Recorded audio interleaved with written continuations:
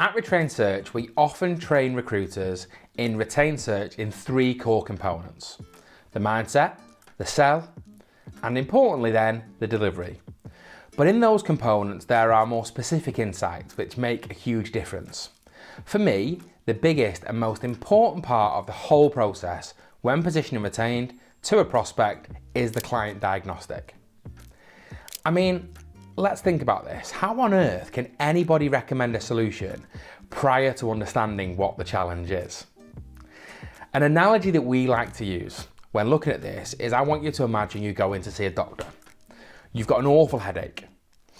You tell the doctor about this awful headache, and without asking you a single question, the doctor says to you, "No problem, here are the perfect tablets." Now, at that stage, I probably wouldn't trust those tablets. I probably wouldn't trust that recommendation. First, I would expect the doctor would ask questions like, how long has this headache been going on for? What symptoms have you had? Does this happen often? Have you tried taking painkillers and did they work?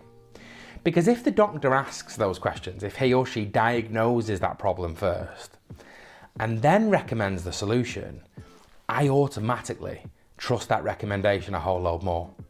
I don't even ask that doctor were they educated or where they studied. I trust their recommendation because of the quality of their questions. It is exactly the same when we're pitching retained.